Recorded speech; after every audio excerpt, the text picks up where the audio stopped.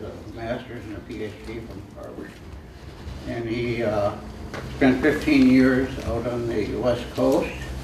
He founded something called Yahoo Answers and did other things in addition to going to Google, where he worked on artificial. He was somewhere I read he was a program manager for an artificial intelligence program.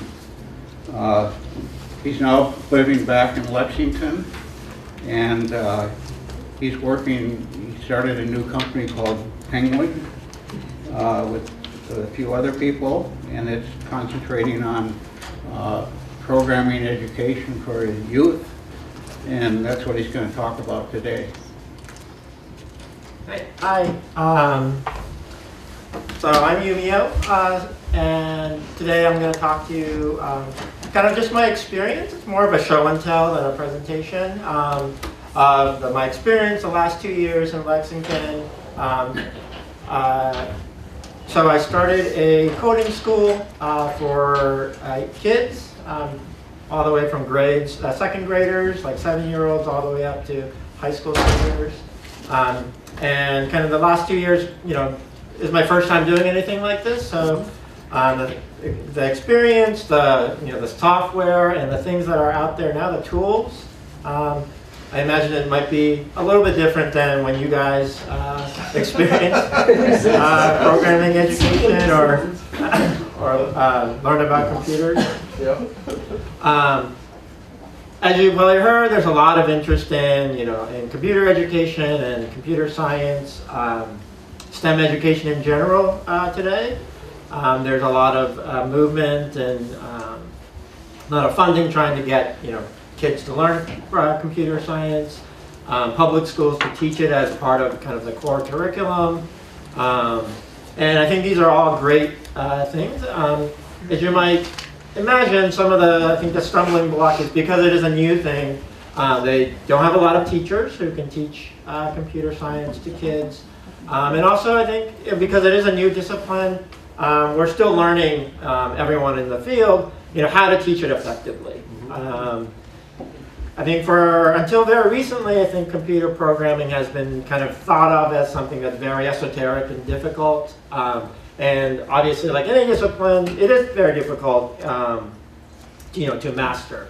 But I think maybe compared to other arts and sciences, given the kind of a lot of tools that are out there to use it for things that can now range not just in kind of the usual programs and games, and even robotics. Those are kind of the immediate things. But now it's expanding into things like arts and literature analysis. It's how to make things using things like 3D printing.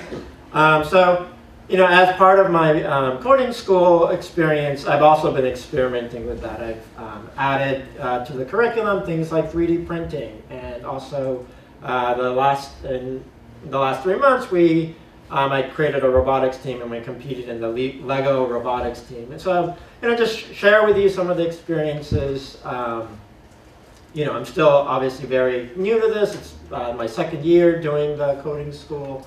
But just kind of tying that together with also my industry experience, and kind of showing you what I've discovered, and kind of just also showing you some of the new tools that are out there.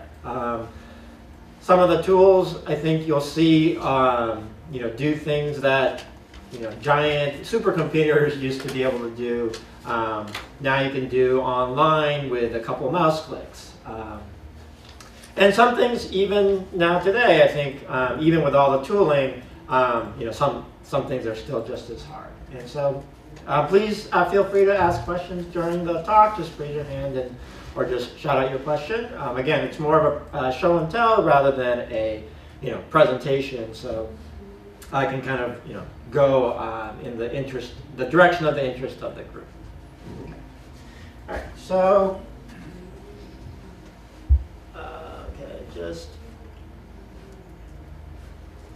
Just quick 1 minute. So my coding school is called the Penguin Coding School.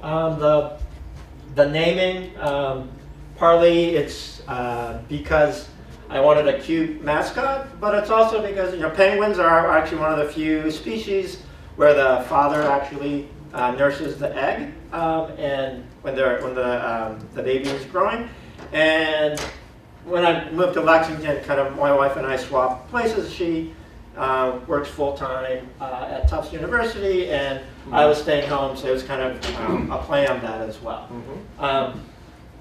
But as a, so I started this kind of more of as a hobby, but as the interest in it grew, it's now kind of a full-time work for me today. So we teach kids all the way from grades 2 all the way up to 12. The main group that I teach is kind of the grades 4 to 8, so that's kind of ages 9 to 14, which is, I think, a great age group that I found to kind of introduce them to kind of real programming. And I'll show you what we do for the younger kids as well as the older kids and how they kind of interrelate. Okay, so I don't have any slides, but I wanted to just show you some of the things that, the tools that I use. So one of the main tools I use is called Scratch for the younger kids. So this is a tool, as you can see from the URL, scratch.mit.edu. It's a tool that was developed in the MIT Media Lab now it's about 2000, almost 15 years ago. And so now it's pretty mature, but it's still going through phases. It's on version 2.0. Version 3.0 is coming out in January. It's essentially a drag and drop coding platform. So it allows kids who can't quite type yet to actually create programs. And vast majority of the programs that they create are either games or kind of animation, and a lot of the things are already there for them. But what's also very kind of what we used to say 10 years ago, Web 2.0, is that it's very collaborative and sharing is encouraged. And so whatever programs that these kids create, they with one touch of a button they can share with the rest of the world. Because it is an educational platform, it's highly monitored. It's not like the lawlessness of like YouTube or any of these social media networks. It's really just confined to kids sharing things with each other.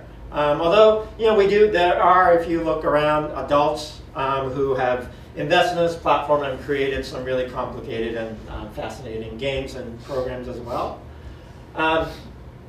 But as you'll see, if you can imagine, like a 7-year-old, grades, first graders, second graders. I do have some first graders who take my class as well.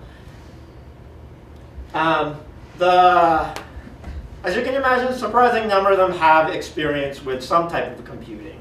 They usually come with some kind of tablet that they're used to kind of pressing on with their fingers and things happen. So they kind of understand that basic framework, right? But to take that, as being kind of pure consumers of computing or computer programs into kind of creators, that's kind of the step that I'm trying to foster with the education component. So, what is ELICAP, the curated mind? Oh, that's just a person. That's a username, I believe. So let me just make that. Yeah, this is just a front page of Scratch. So yeah, you can see they encourage what's called remixing, which is you can take anyone's. One of the things that is really unique, I think, is or not really unique, but very surprising for a platform, and for kids, you can copy basically anyone else's code. Once you share it, it's out there. It's kind of like a open source code repository. You're encouraged to take other people's code and modify it.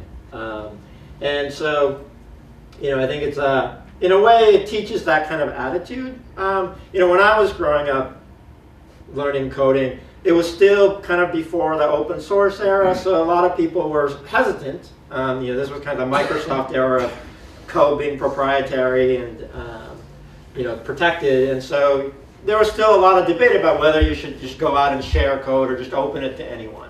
Now it's kind of baked in here that anything you share here, anyone else can copy. There's really no kind of ownership per se, except a lot of kind of community standards. Like you don't just copy someone's and label it your own. You're supposed to label it as copied or remixed from other people. And vast majority of kids, again, follow that standard. It is something that's a culture that's been kind of ingrained in the platform. But you can see kind of they can create things. They can take things from the internet and include it in there. I just want to show you though, just even looking at the verbs that they use on the platform. So, there's really two main things they can do, which is create or explore. So explore, they're just looking around. If you click on explore, you're just looking around in different programs, and you can see what each of them do. Just click on a thing. They obviously, encourage documentation, so they write the documentation of how, and you can see here, this is probably an adult because it's pretty systematic how they've done it, but you see how it's, they give credit, depending on who's developed it, the collaboration, the art, the music. People can comment. You can see this is the actual game, and I won't play it right now, but you can see anyone's game. You can click on this button called See Inside, and you can see all the kind of artwork that they're using, as well as, so this is the program. Can we turn the lights down so we can see this better? Yeah, just hit the bottom one and wait. Yeah. Takes a second. Few seconds. Oops. The other way. The other way. Oh, There you go. That's great. Very good. Okay. And I can make it bigger too. There's a little like that.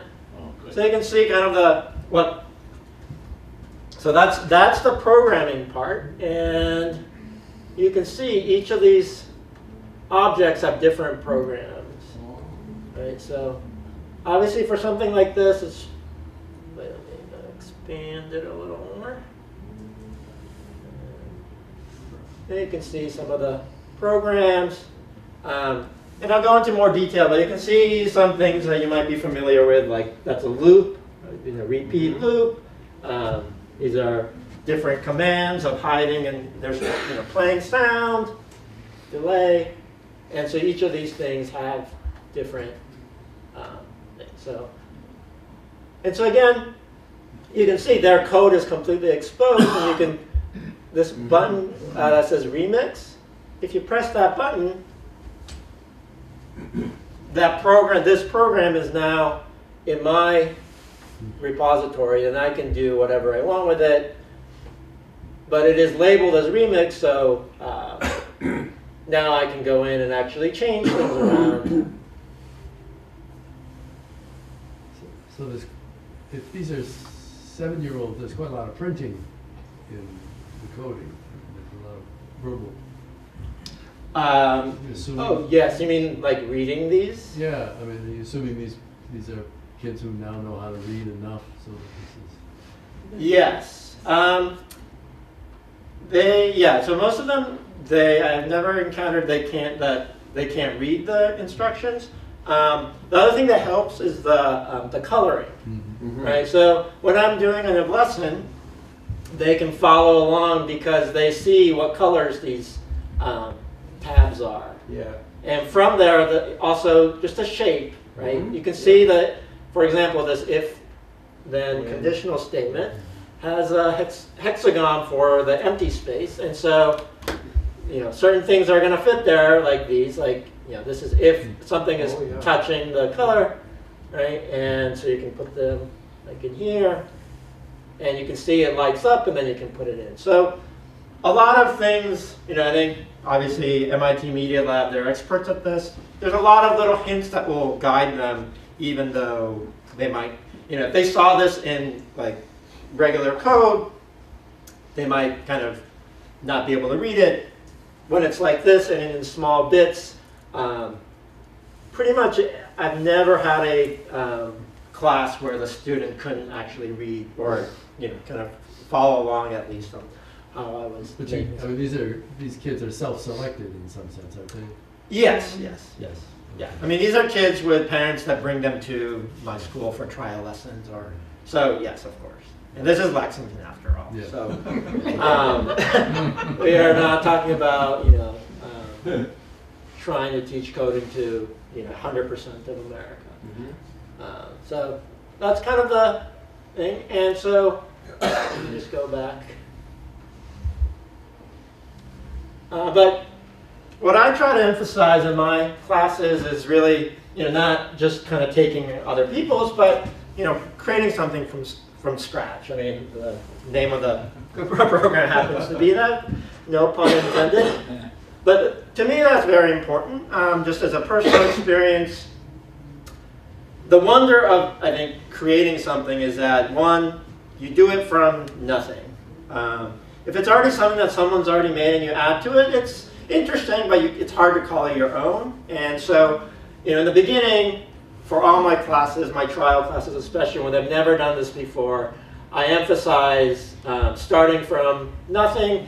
And this nothing is, I just push the create button. So this is the empty canvas that students find themselves. So there usually is this one character they put in as default, but I actually tell them the first instruction is to delete that character. Okay, and students are then asked to find, these are called sprites in the lingo, and they can choose from all these pre-selected sprites. And the first thing I usually do with these second graders and second to fourth graders is get them to choose 3 characters. I get them to choose a main character, then an enemy to that character, and a reward to that character.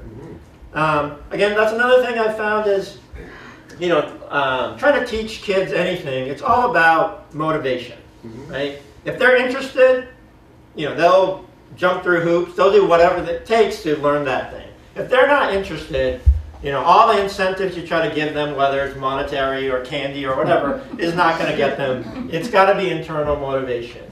And what's been great experience for me is finding that, vast majority of kids, when they're asked to create their own story, right? When I tell them, not like saying, oh, okay, now you have to pick a sprite, which is an image, 20 by 20 pixels and something.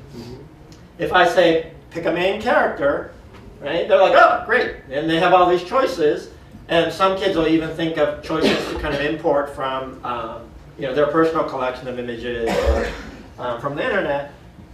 And I found that the more that they personalize that, the more that the learning is kind of helped along in the process, right? So I think just with any kind of learning, but especially I think with technology, the more you can kind of personalize it into something that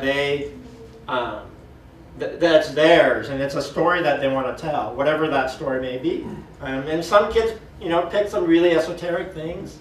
I've had kids pick, geographic shapes for their main character instead of actual things. Or they, a lot of them, just to be contrarian, might pick an enemy character like a, angry-looking shark or a bat as their main character, right? But giving them that freedom really enhances them to then think, okay, now if I usually pick a penguin as my character because it's a penguin coding school, right? But they're showing them how easy it is. I just click on it, now it's, so I have this, sprite, I just go back in there, I find another, so that would be the enemy, and then you pick some funny thing. I usually pick a taco because kids get a kick out of the fact that penguins don't eat tacos. But again, just adding a little bit of humor then gets more and more students interested. I've often found this true with also with trying to teach girls coding, is that the more that they see this as a kind of a storytelling platform or something that they are creating a story from, the stronger the interest Most of my classes actually have kind of a 50-50 ratio of boys to girls, which is, I think, very encouraging sign, even up to the high school level. And I think, a lot of the times I do see, when I see differences, it's really the subject matter. Like some of my gaming courses are much more male or boys focused, or not focused, but that tend to attract more boys. My website course with kind of design elements and kind of storytelling elements tend to attract more girls. Right? I teach the same material, but just with different kind of projects that they work on. And it makes a difference. And so again, as computer science becomes more and more mainstream, and there's going to be textbooks and projects that kids work on, I think the importance of having a wide range of projects that kids work on, not just everyone works on this one same program because that's a standard. I think that's going to make a big difference, because you really can see the difference when kids are engaged and how much more they do. Right? When they're interested, they will go out and ask me, or search out the internet how to do something. Right? And the primary method most people have of learning more things is to first consult the internet. Right? There's tons of things out there, even for professional programmers, on how to do things on the internet. You just need to have the motivation and kind of some base knowledge so that you can take advantage of that. And so I think a lot of computer science education, the purpose should be to provide that motivation and also some of the base knowledge that allows them to find things on their own on the internet. So you just saw me, I added these 3 characters, and now, first thing I do is get them to move the character, right? So another thing I found is what they want to see is that they can control the technology, right? They're used to being able to do things and things move on the screen. That's not, the wow element. The wow element is that first they got to pick the characters, right? Unlike a lot of games where they download something, they're stuck with the characters that the game developers chose for them. Now the behavior of the characters is also something that they're usually stuck with, but now that if they discover, hey, I can make it do whatever I want, right? That's when they get that second level of interest, is that not only are you just picking images, right? If you're just picking images, you can kind of just copy paste stuff from the internet. Anyone can do that. But now that they can actually move it, then this is where they kind of get interested in the programming aspect of it. And so you can see here, in the Scratch lingo, they call it scripts. I often try to use kind of the theater analogy, because you can see here, these are called scripts. Right? The programming coding part is called scripts. The visual part is called costumes. So for example, the bat has 2 costumes. Right? You can see 1 costume and 2 costumes. And you can see if you go back and forth between the costume, it looks like it's flapping its wings. Right? And they make it very easy to make that happen. So you just go into looks. There's a little button for next costume. I'll make that bigger. Right? And then there's a control tab, and you just put some repeats on it. Right? If I repeat 10, and then I double click it, see, did you see that thing flap? Right? And the kids are like, wait, that's too fast. So then you say, okay, well, you can make it wait 1 second. And then now it's going to flap its wing very slowly.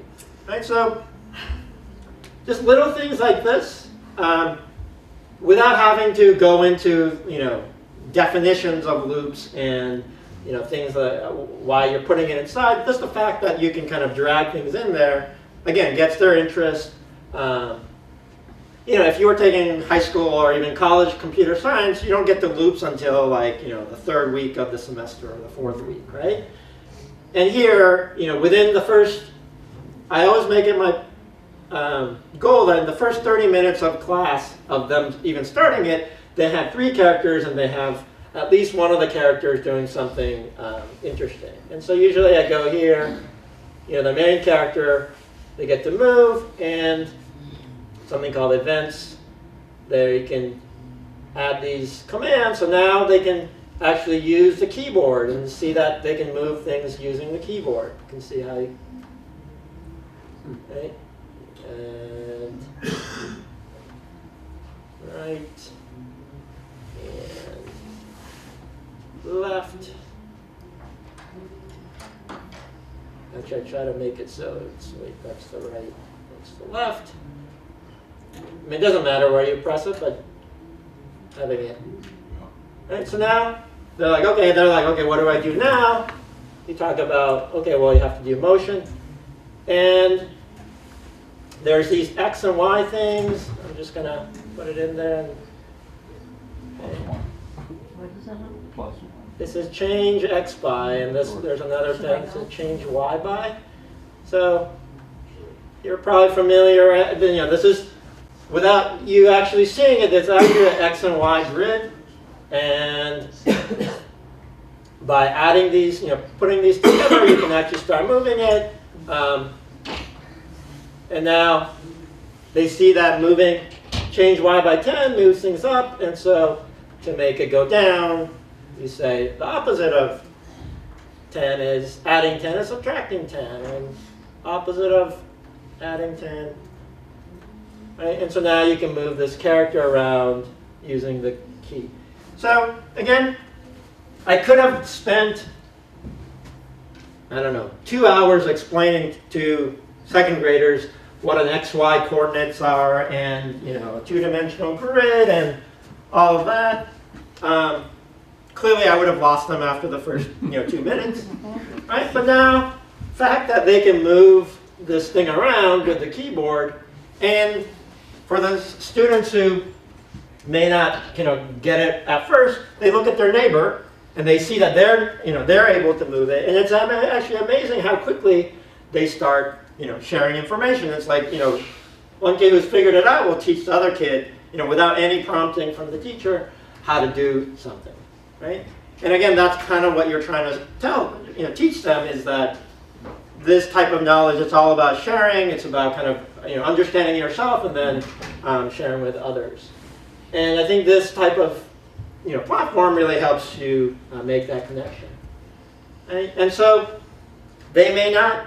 I do have some parents, after I teach them the first like 90 minutes class, you know, they'll want to look at the programming, and the parents will start quizzing the kid, you know, a 7-year-old, you know, if they understand the, you know, the X and Y grid, and do they understand a loop or a conditional.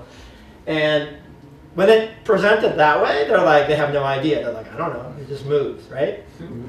But if you explain to them, or I think more importantly, what to me is more impressive is that even though they might not have the language to describe what they just did, they know what to do next, right?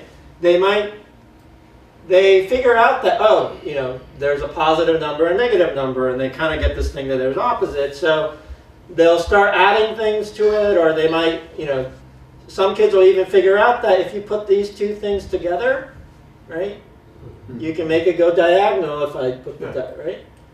And so that's kind of what the platform is meant to simulate, or is to get them to play with these things and see what happens when you know, if you want it to go faster, if you make that 50, you know, it's going to jump up.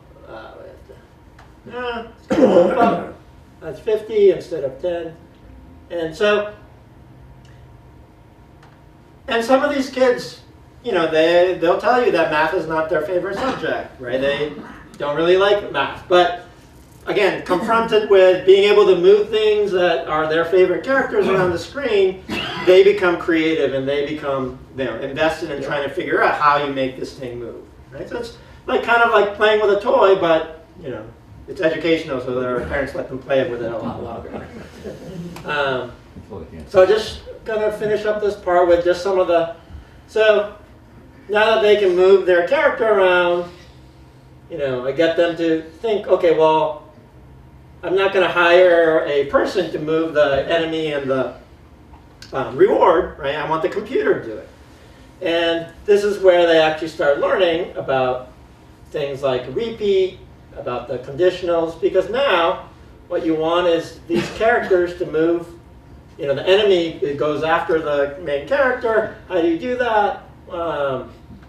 You just do the same thing we just did, which is, so enemy you want it to go left, so you say -10, and you put in a repeat, right?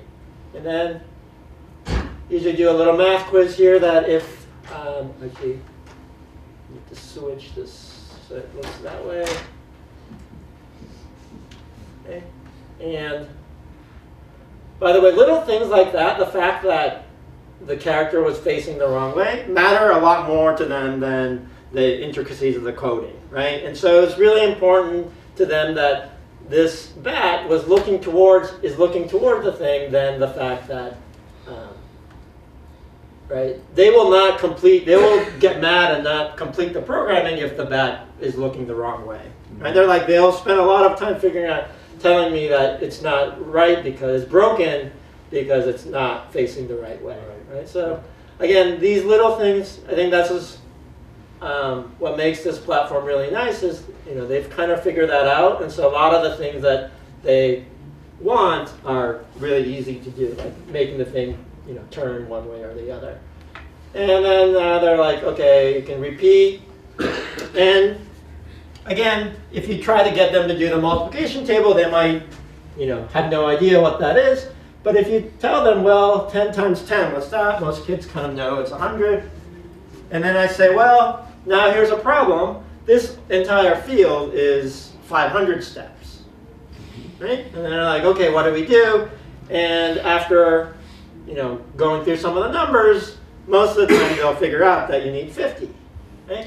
So again, here's another example of kind of being able to teach them a little bit of math. It's even actually algebra, right? But in the context of they have a very specific purpose. They're not trying to figure out a word problem like, Jane has 5 apples and Jack has 10 apples. How many? It's, I want to get my thing to cross my game field. How do I do that, right? And that, again, I found is much more motivating, and you can see that this whole thing.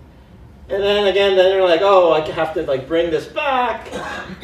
And then they start learning that X and Y mean something on this field, and so you put, this thing in motion. There's a set X, right, and set X to 0.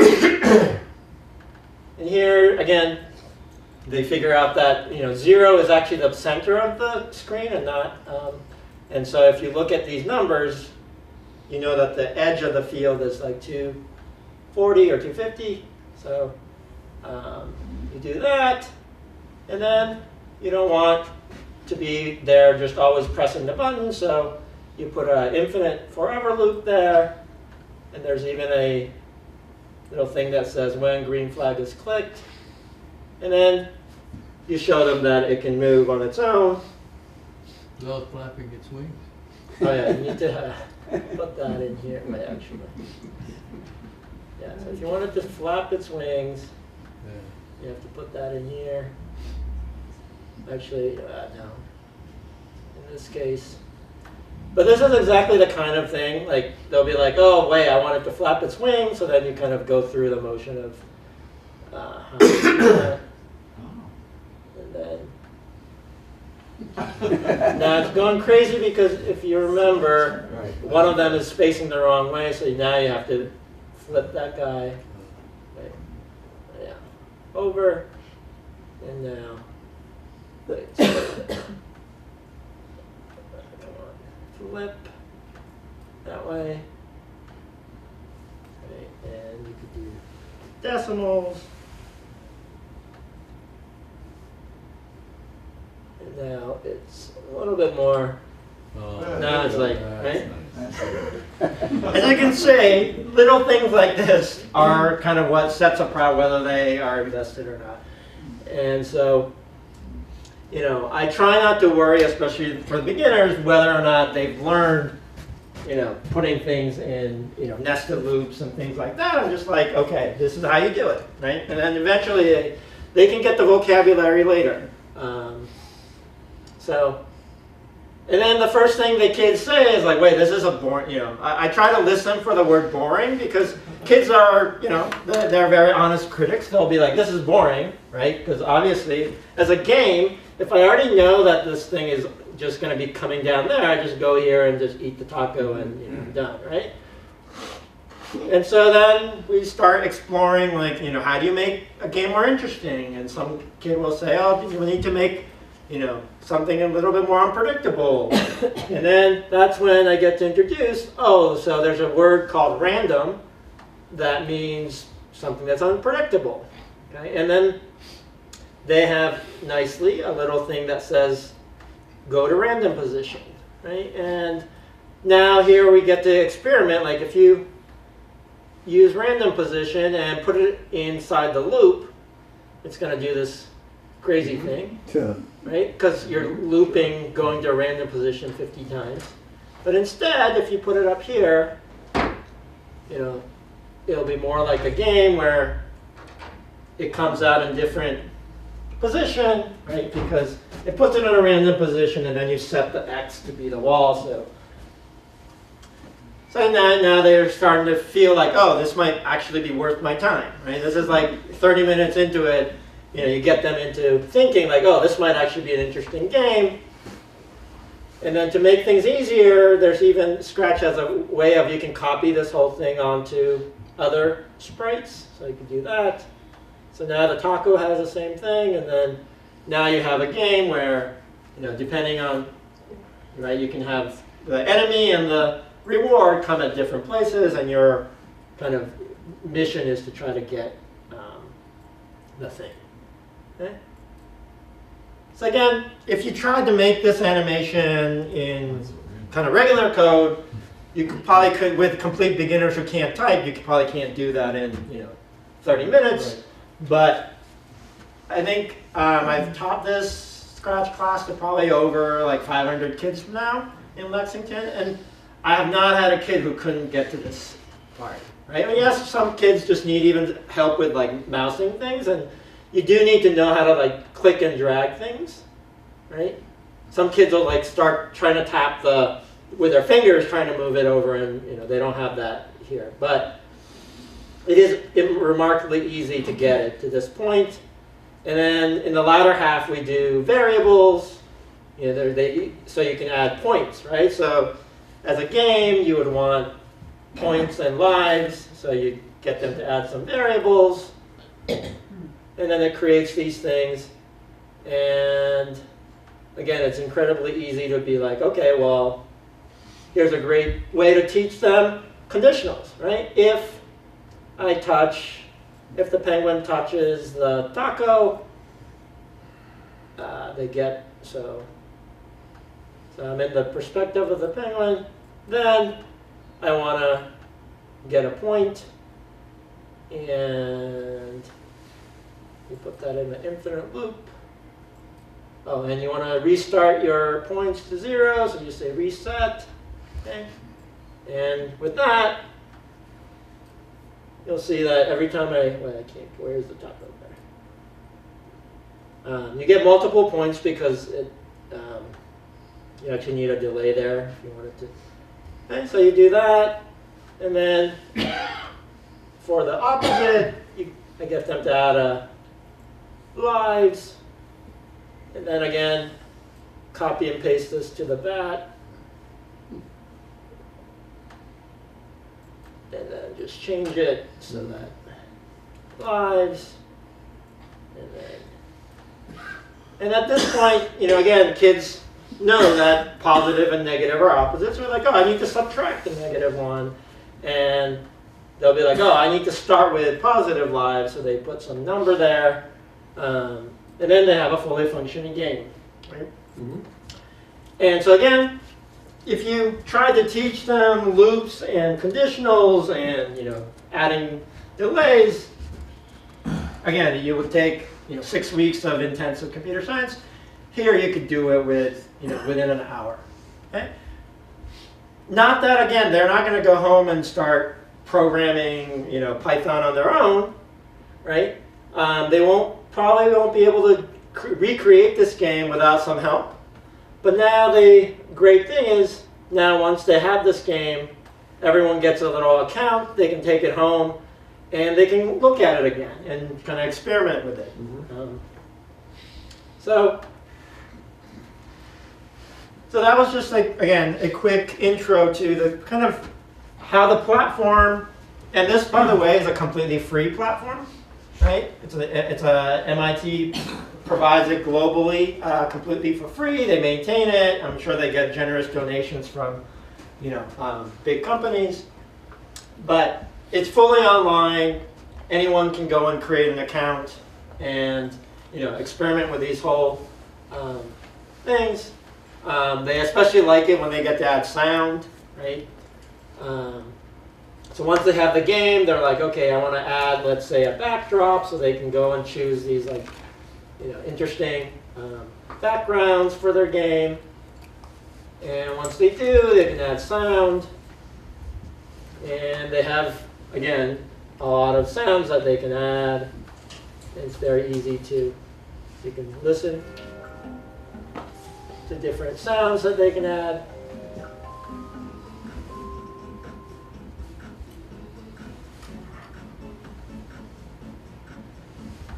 Are there tutorials to substitute for you? Yes. Start off? So there's plenty of tutorials that they provide. Let me see. Can't actually see what that says, but yeah. So they have. Let's see. Is it in tips? Yeah, getting started tutorial. There's online tutorial. There's things that they can try on their own.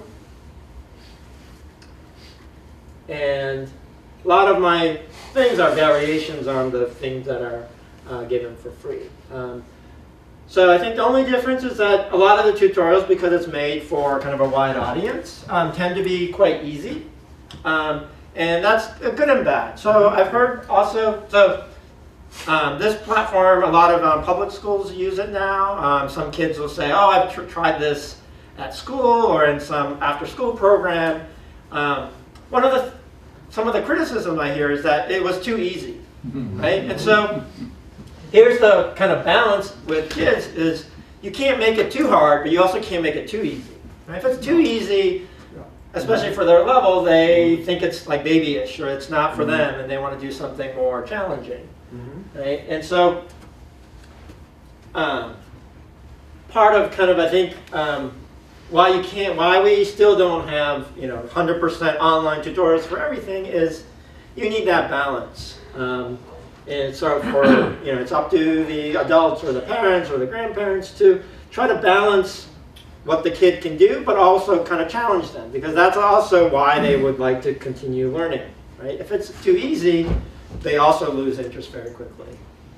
Yeah. I know you've been asked this before, but do you give a class for grandparents? Yes.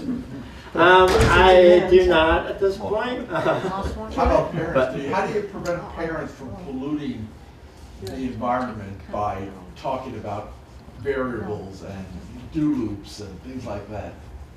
It is hard, especially a lot of the parents, in this area, they are either coders themselves and they have a very specific idea of what they want to, teach their kids. Well, usually the kids just kind of shut them out, and that's why.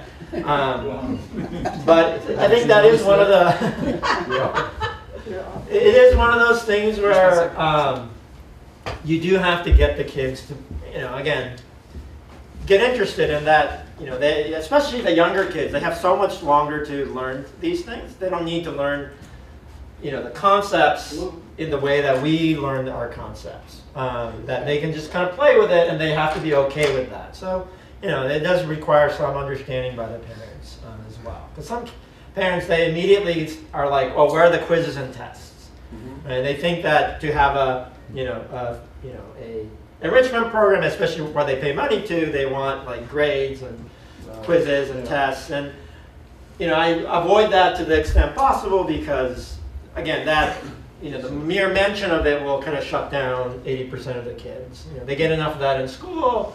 What they really need is kind of a way to introduce them to that this is something fun, and that just a way to get them to try things on their own. And they can only do that if they feel confident, on their own, that they can do it without the assistance of adults. So I think that's one of those things where So these are great tutorials, but you can't just be like, okay, kid, just click on these and see what happens, because you need to also show them what happens. And so it doesn't have to be me. If an adult can kind of go through and like, hey, watch me try to make it, and you kind of explain to them each step of the way. That's what I think. It's kind of how if you were trying to teach them a sport, right? You don't just throw them a baseball and a bat and say, go out and try it, watch some YouTube videos. Yeah. You show them how you're doing it yourself, right? Mm-hmm. And they learn from that. Or you show them how to catch something, by doing it yourself, right? And so that's kind of what you have to do. I think adults do need to kind of learn how to do it themselves so that they can kind of show them. But there are lots and lots. These are just the ones authorized by Scratch, but you can go online and find lots of tutorials like this and YouTube videos. So I'm curious about the demography of the students you have. Mm-hmm. U.S. born versus Asian born. So this is Lexington, so there's a lot of kind of Asian students, but we have, I think, a pretty good mix of all kinds. Because it's Lexington, unfortunately I don't think we have a lot of African American and Hispanic students. We do have some, but it kind of just reflects the demographics you'll find in the Lexington school system. We do have some students from outside of Lexington, but just because it's an after-school program and they have to drive out here, it's not that. 80 to 90% are all Lexington residents. What percent of those are Asian born? Maybe 50%. Yeah. Is your goal to franchise this eventually, or? I'm not really sure what I want to do. I think it's become, it's kind of morphed into a full-time business, and I'd be happy to make it bigger, but it's also something I need to, so I've only recently started to hire other instructors. So I have part-time instructors who are either coders themselves, or they're like middle school math teachers who want to kind of do this on the side. Transmitting kind of the way we teach it has been not hard, but just it requires practice, and so trying to transmit the knowledge of how to teach has also been a challenge as well. Yes. Did you look at any other programs besides Scratch? So this is for so this is just for the younger. For this age group. This age group? No, I didn't. I looked briefly at some of the other programs, but I kind of gravitated toward this from the beginning just because it was free and it kind of had a global community. So yeah, not really. I didn't really look at some of the other.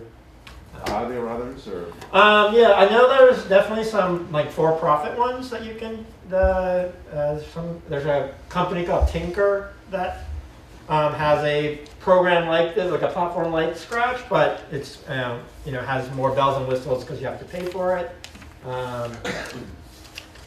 I know there's kind of a open source version of Scratch. So Scratch, you can create things on it, but the code behind it is not open source. There is an open source version of that.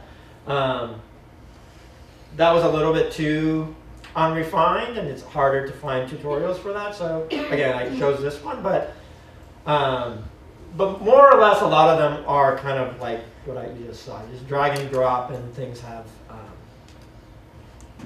things do kind of what they do. So I'll just show you a couple more that are drag and drop, and then the latter half I'll talk more about kind of the older kids. So another thing that I said I did is the 3D printing. So again, this tends to be more popular with girls, but again, we have usually kind of 50-50 in most of our classes. So this is a 3D printing program. It's called Tinkercad. It's a product owned by Autodesk. And so, but it's available for free. And basically what happens here is, they can build things using geometric blocks. So if you wanted to, let's see, what do I usually do? Build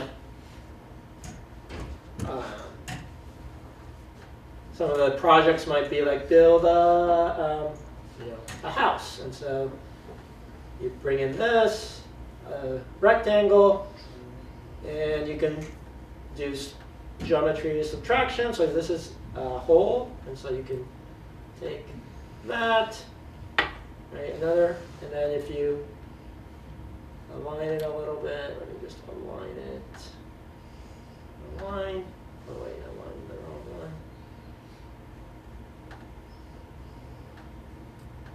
one, and if you, there's a little group, so once you group it, you can see it creates a one like that. Again, the motivation here is kids want to create these little 3D printed, objects, and so you show them a few examples and you tell them this is how you do it. And again, because it's drag and drop, they can kind of see how to do it. So if I wanted to make, let's say, a circular window, you can move this around. You see this angling. You can move it 90 degrees. So it's facing that way. And then you bring it in. Wait. It's too big, so let me make that a little smaller.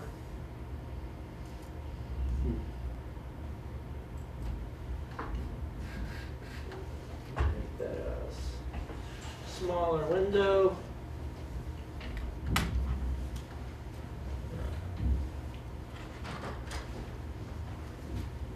Lower it a little.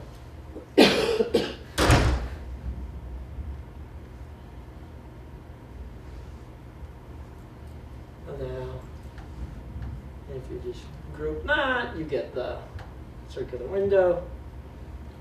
And no. And they have nice little roofs they can put on top, and put a nice little house together. And this isn't programming per se, but you'll be surprised how much, again, geometry and kind of interesting things that they learn from this. Now you can make a house. And That's a hobbit house. You need a door. yes, we could make a door. That's a hobbit door. So here are some of the projects the kids have made. And these are things that kids have made in one class, which is a 90-minute class. So you can see they've made, we can make little Star Wars figurines, these kind of cityscapes. You can take silhouettes from internet and kind of convert it into a statue. And they actually do learn some things like, let's see. The architect said. So they make the Eiffel Tower. And again, you'll see a theme for this, which is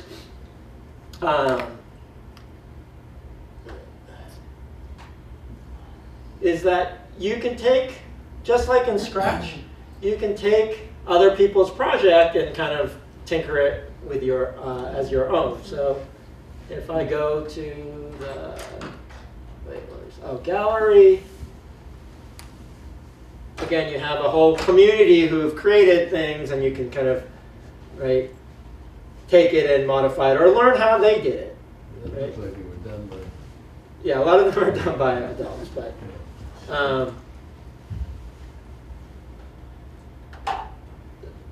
Yeah, so I think How that's early another do they get thing. interested in robotics? What's that? How early in age do they get interested in robotics? It really depends. I'll show you the next thing we do, which is the robotics software. But I know they have, kind of leagues for robotics as early as like kindergartners. Again, they're not really doing, I mean, they're creating Lego objects, but I think the prime age is kind of, again, the kind of grade 4 to 8. So kind of 9-year-olds to 14-year-olds, kind of when they first start, I think, getting serious about robotics. So I'll show you that next after this. So this is what they do.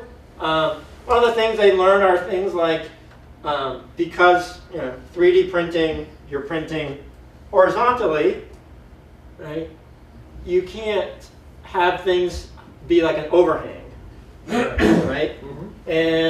But you can if you kind of are clever about it. So this is a student kind of figured this out on their own, how to make a staircase, right? And you can have this overhang because kind of, the angle, it's supporting just enough so that it will print this way. But again, that's something that they did with trial and error and kind of looking at examples. But they got, this is kind of experience that, I don't know, 30 years ago you'd have to have a supercomputer to be able to, and have access to do. Now kids can kind of just do on their own at home. Again, this is a free platform. They can, anyone can create an account. I think maybe you have to be over 13 for this one, but parents can create it for their kids. And they can just go out and experiment. And 3D printers are very cheap these days. You can buy one for a couple $100.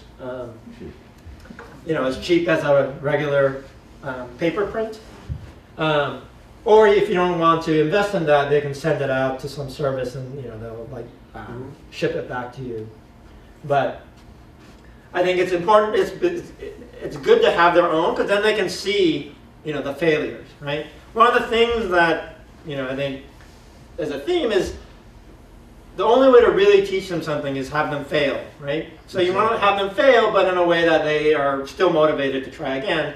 And it's really hard to teach them kind of why certain geometries work and some don't until they see it not working, right? When they try to print something with a big overhang that kind of droops because the printing doesn't work, when they see it not work, that's what motivates them to change it and to really figure out what gravity is and why certain angles work and why certain angles don't work. But again, I think it's a great way to kind of think about how how to create things in 3D. Okay, so that's another platform, and then the last of the drag and drop that I wanted to show you. So this is for robotics. It's Lego Mindstorm. It's something that Lego came up with. Lego sells it at a pretty steep price, unfortunately. It is not one of the free things. And so right now, if you want to do Lego Mindstorm, you either have to buy like a $400 kit for your kid or have them join a robotics club at their local after-school program or library. I think the Cary Library has like 10 sets now or more because of some donation. But what this does is, again, you can see it's another drag and drop platform.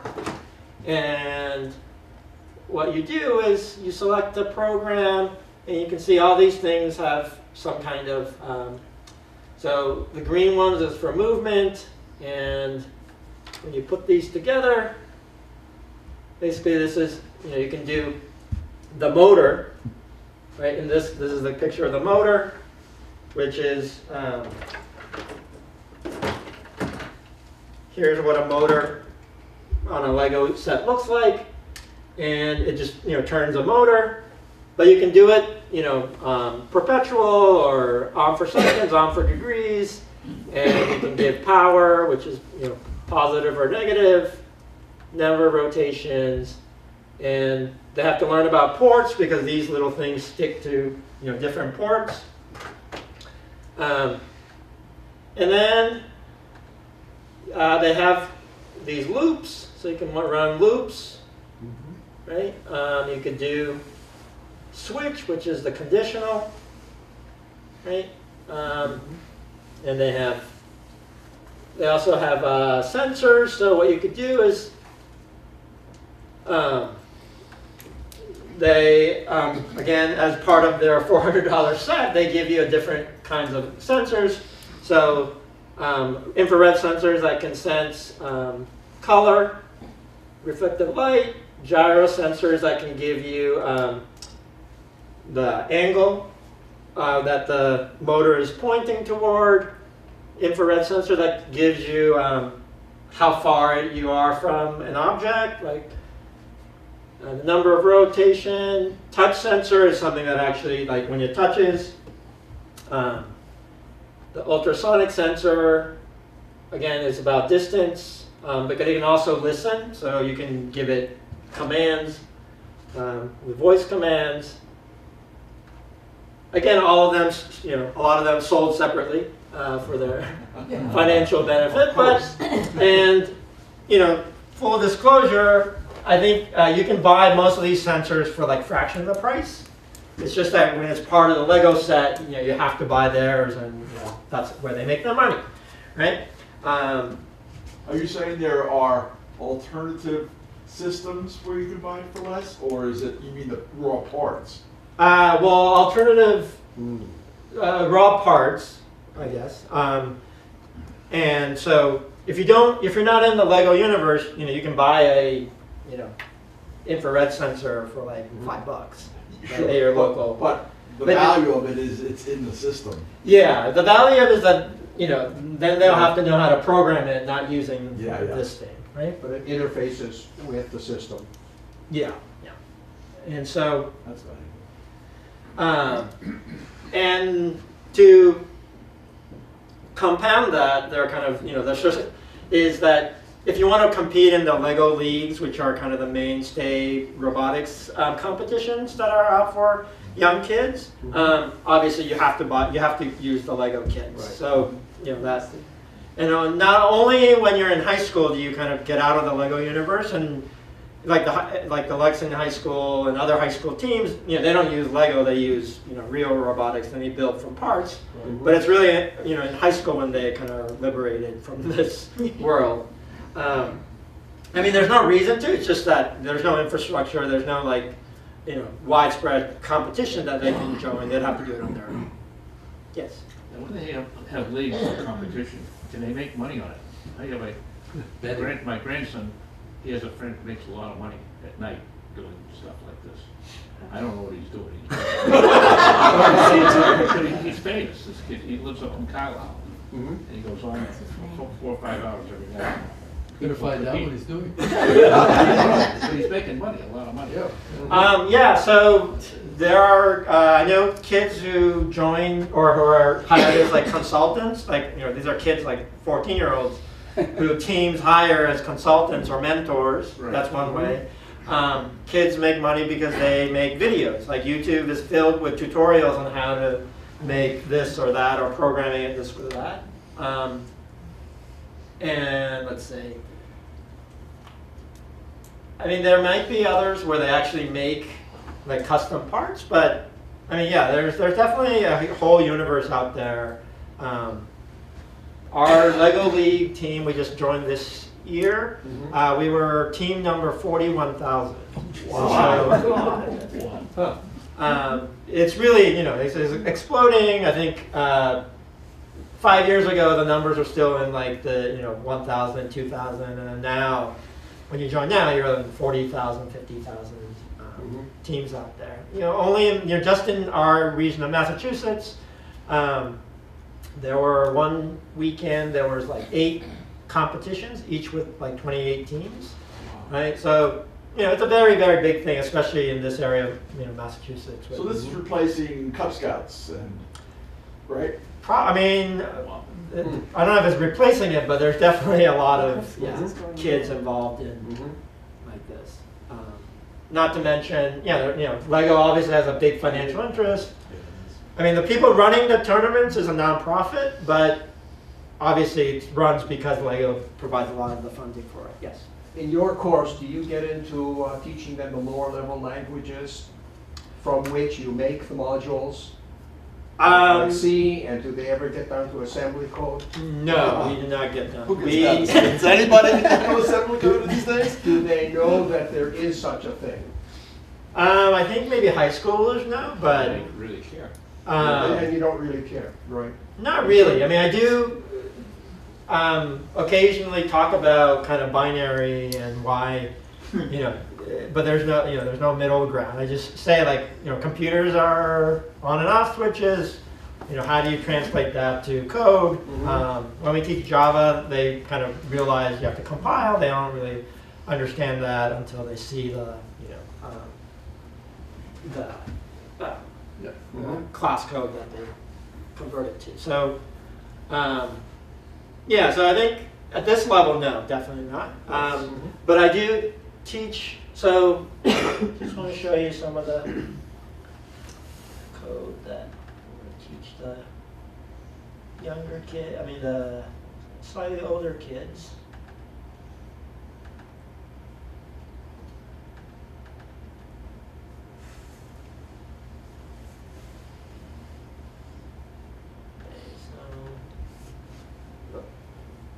So here's a web page that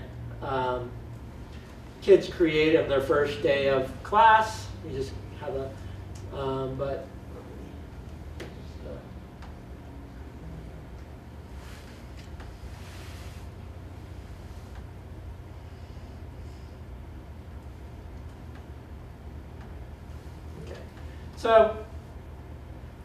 so that was kind of the.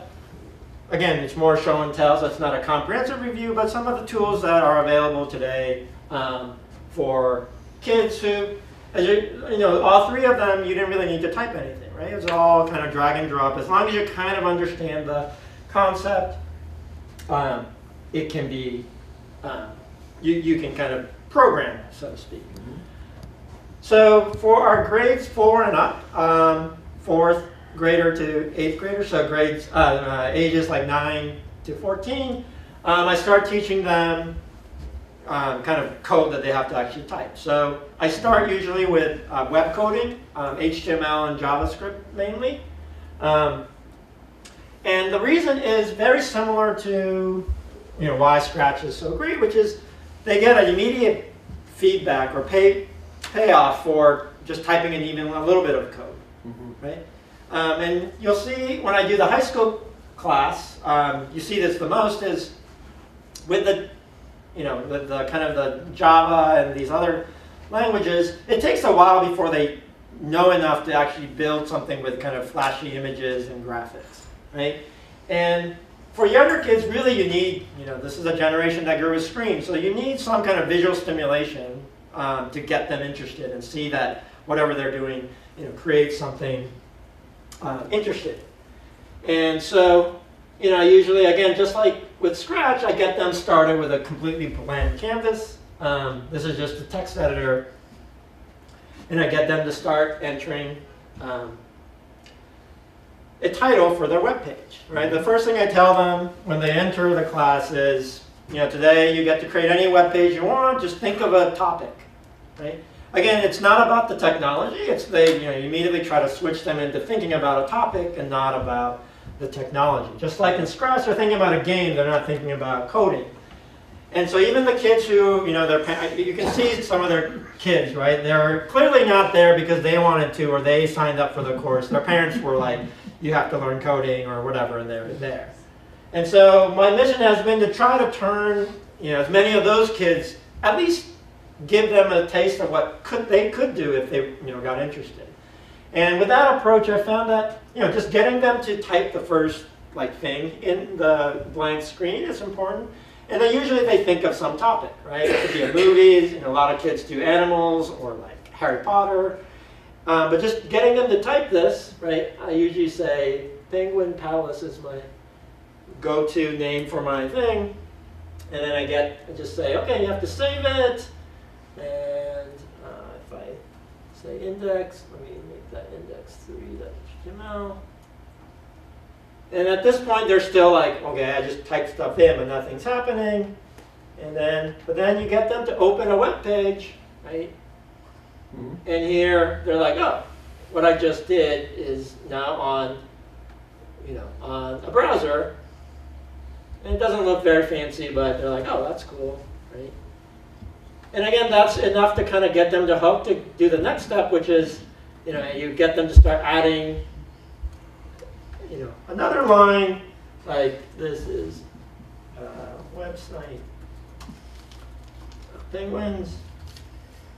And here is where I, have them refresh, and they see that, wait, it's not that simple. It's not like Google Docs or Microsoft Word where they just type in something and it appears, right?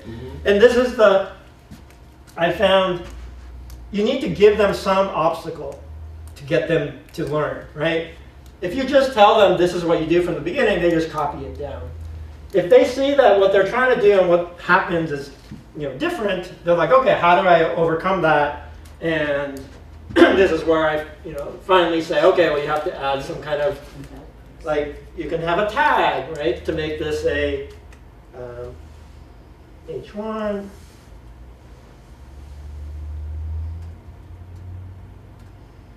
Right. Oops. Yeah. There you go. And then they're like, okay, try that. And you see that, So this is obviously a very, very small thing, but again, within the first 15 minutes, I get them to experience that they can make things change here that maybe they weren't expecting, right? The fact that this weird thing with a less than sign and the greater than sign, which I tell them it's called a tag because the game tag, it's like you label someone in game tag, you're labeling this as something as a header, and that's why it becomes big. Those kinds of everyday explanations really help them see that this weird thing they just did with opening and closing tag made them create this, and then the next step I usually get them to just go on the internet because kids like to go on the internet, and then they just do a search of their favorite topic, right, and just go down. Yeah, Penguins, the Pittsburgh Penguins comes first. Then you get them to get a link, and Make a donation. Right, so then you make them copy and paste the link there, and again they're like, okay, it's gonna magically become a link. I have to save it. Yeah. And of course it doesn't, it's just text, right? So it's like, oh, how do I make it? And again, this is a great moment to teach them about, there's an anchor tag, and you just add a little thing there, and like that, and then you have to write something, and you're closing it. Whoops. Yeah, that's creating it. Okay. And then you're right, now I'm connected to the internet, right? And again, it's a small thing, but this is gets them hooked. And the final, one thing that I do is I get to do a little PSA, like a public service announcement, which is, I'm like, hey, I wrote link to wiki, but I could have written, click here to win $1 million, right? And there he goes, right? It usually gets a laugh from the kids, but it's also an important, learning moment, right? That this is partly why you should never click on a link on a website you don't know, because you can, how easy it is to, right? I mean, it's built into the code, HTML, that you can write whatever you want here, right? There's nothing restricting the text from the link.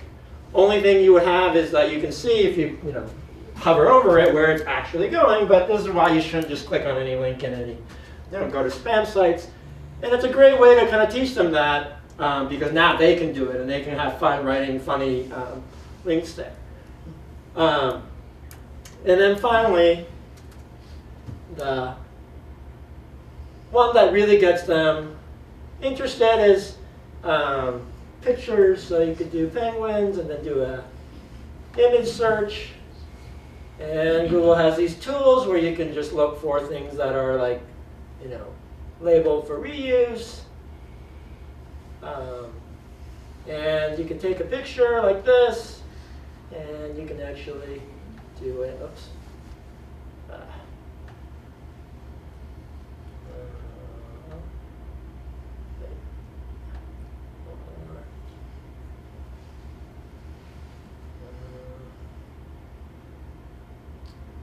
Are you trying to get Chrome to open an image in a new tab? No, I'm trying to do a right click, and I temporarily forgotten how to do a right click Control. on my mouse. There you go. Yes. Yeah. So you can. So you usually get them to do like a copy image address or save image as, and again, if you paste it, it doesn't do anything, right? But if you add a little, and by this time they can actually tell you that no, you need to add a tag just like you had to do, right? And then you just tell them for image it's oops, src equals, and then sorry, I need to put that there, close it, and. Right. Well, that's huge because it's a giant picture. But you know, then you're like, okay, what's you need? It's a rectangle, so you need a width and a height.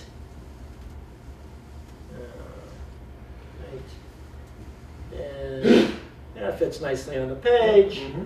So again, within half an hour, they have something like this, and they are again invested in learning a little bit more because now they have the raw material, but they don't like the fact that this thing is on its own line. They want to adjust things. They can make changes to the color, and in the end, I usually teach them a little bit of JavaScript so they can kind of do a little bit of interactive fun. So I'll just show you what I do with the JavaScript part. So you can do a little script. And then you can do an alert that says, welcome to my website, right? And then prompt, what is your name, right? And then now, wait, oh, I didn't close the script. Say that again? Oh, I know. Okay. So now you get the little JavaScript thing to show up, and then you're like, what's your name? And at this point, I get them to say you need, the answer to what is your name could be anything, so you need a variable, and then finally I can do alert. Nice to you. Plus name. Right, and then so if I write my name, it puts that in there, and they're like, oh wow. So again, if you show this code to, I mean, some people might not even call it code because it's, it's just markup.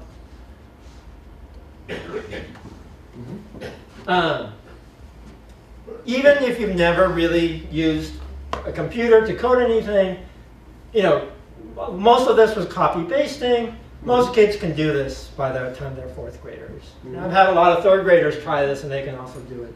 And that's something you can try at home, right? I mean, there's nothing. I did not use anything. I mean, this is a code editor, but you could use Notepad for this.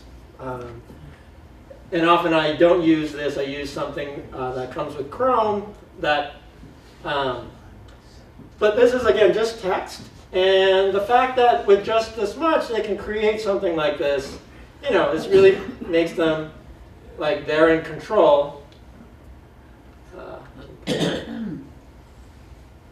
Killed the link somehow, but.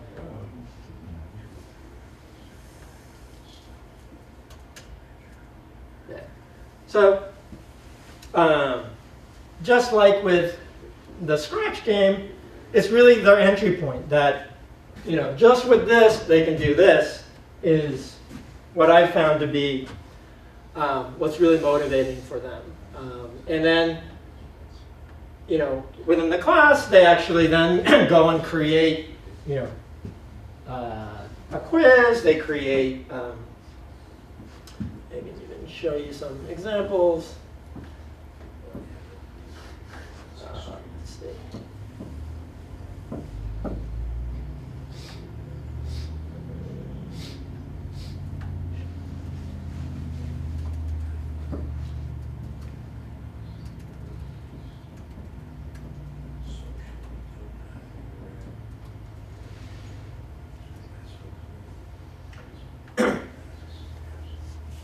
Alright, so here's after a semester, they create a whole Panda homepage, videos, and pictures, and buttons that do things. They can ask a quiz, right? So these are all things. They have even a treasure hunt game. Once they're interested, as long as you kind of give them more projects to do the same theme, they kind of continue doing it, right? And again, you don't have to take my course. You can probably come up with, your own ideas, or they can come up with their own ideas of what other, what things they can add, right? But I think the education part is really guiding them on what is possible, what isn't, with the minimum amount of work in the beginning, right? Because if you go to a HTML tutorial or a book, a textbook, they will first tell you that you need all kinds of other things before you can do this, right? They'll be like, you have to add a HTML tag, a doc type tag. Certain libraries. Yeah, you'll do all kinds of things. Whereas here, I think with lots of things, when you're introducing a new tool, right? Anyone, right? When you're first using some kind of new tool, you want to be able to just use it really quickly. It's like any toy, right? If it takes an hour just to read the instructions, adults will freak. I don't use tools that that you have to do that for, right? So it's gotta be something where they can engage very quickly and have an immediate payback, and then you can gradually make it more and more challenging. For the older students, I have them make a choose your adventure story, or they make an online a store. And then I also make sure that they can share this on the internet. So these are, available online. They can upload it at the end. Let's see.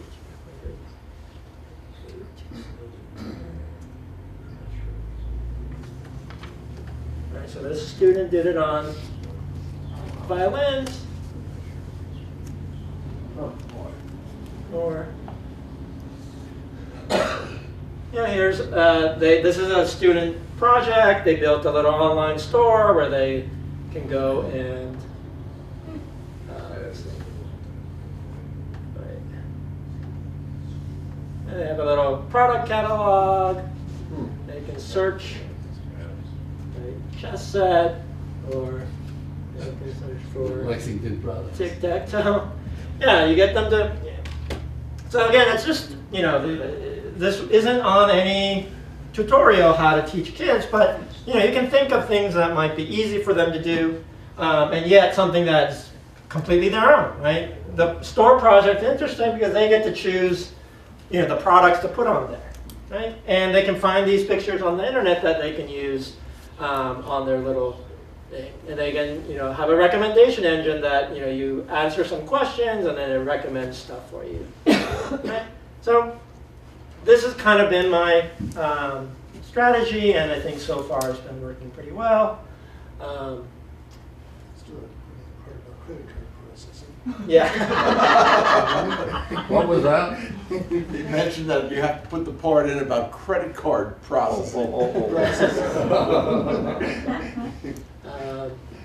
I guess they don't have an account. Yeah, this is our grandparents buying. They're your best customer. Yeah. You want two of those gold-plated Scrabbles. And then to show you quickly, my other class. So this is the game they make. So I have a website class and a gaming class. So kids also learn how to make games. And this is, again, this is a pure JavaScript game. And you can see kind of the game that they made. And I actually don't know which, oh, here. Yeah. And you can kind of see different things. And this is, again, like a fourth grader, right? And so this is a platform game that, if you look on the internet, it's usually recommended for like high school students. But if you look at the view, why isn't this how they? All right, I don't usually use this computer, so. Right, the HTML there, you can see it's really simple. It's just a few lines. Oh, here. Let me just. Gotcha. Yes. Now the JavaScript here is a little bit longer, but this is partly because they've this is their like third semester doing it. But every semester I try to contain it within like 300 lines of code, and they have a full kind of functioning game with about 300 lines of code. And again, the important part is that they, can see something working. Some of these concepts are actually quite difficult, but they do it again because, these are kids who, again, never programmed before, but they're willing to suffer through all the curly brackets and the semicolons that you have to do. And one of the first comments they have is that, they learn that, when you're programming, little things matter, like punctuation, right? And that's a good thing for them to kind of learn. But again, they're willing to do it. I mean, some of these kids you'll see, like, they can barely spell, like in regular English, but they'll do the programming correctly because, that's what they realize that's what you have to do to make it work.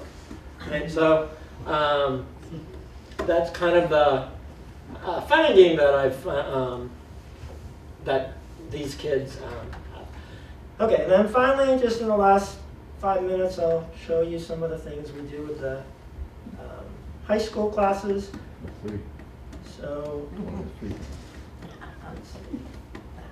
So for high school students, I teach Java and Python, and I think we'll do it this way. Projects.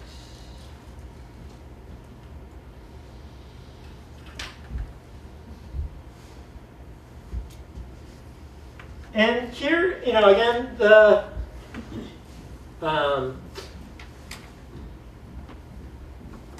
they're in high school now, so you can teach them. High school is when I first start teaching them real kind of concepts.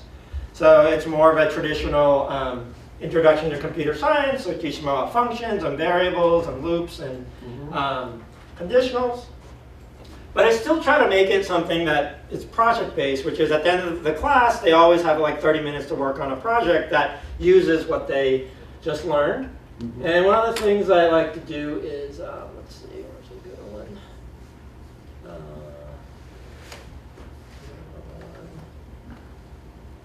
Oh yeah, so here's a word counter.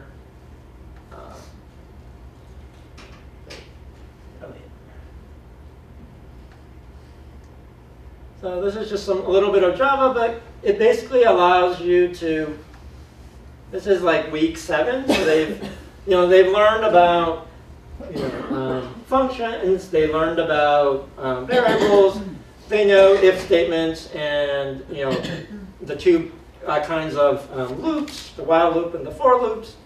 But putting it all together, they've created here a little program in Java that can go out and look at any website. And this one you go to the Gutenberg, so you can download like an entire classic literature.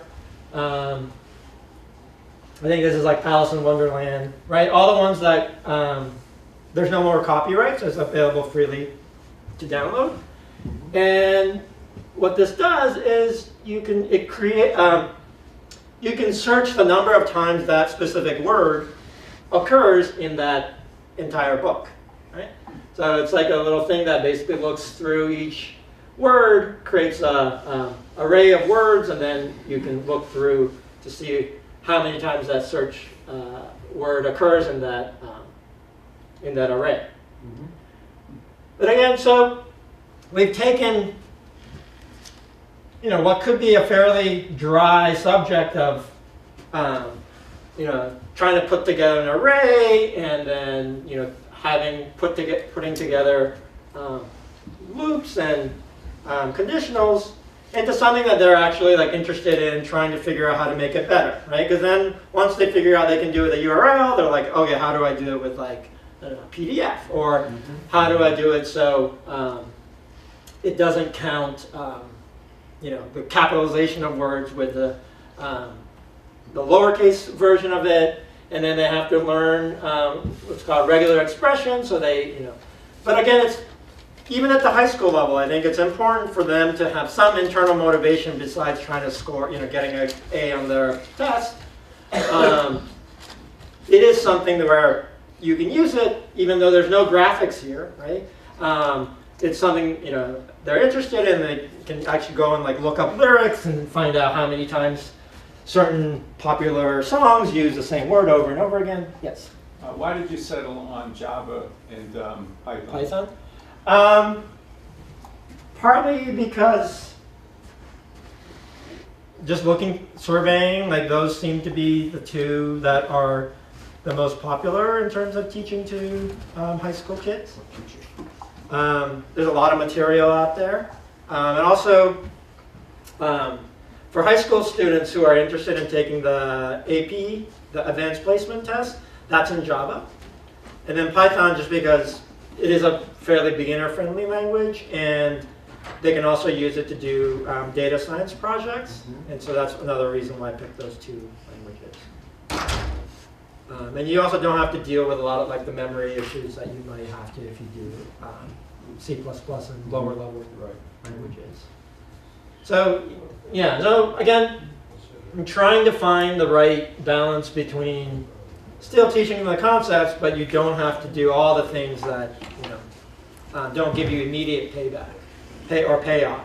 Obviously, if you're going to go beyond this and really learn, you know, machine language, assembly language, or anything that, you know, really understand, you know, these are not the courses for them. But hopefully, they're now interested that they will want to learn. Right? It's not because they have to fulfill a requirement. Yeah. Yes. Quick question. How many people in here, if raised hands, would be interested in taking a class from him as a grandparents class? Okay, just curious. Okay, thank you. I think we're sort of at the end of our time. Maybe if you want to stick around, we'll answer a few more questions. Thanks, Yumio. No, thank you.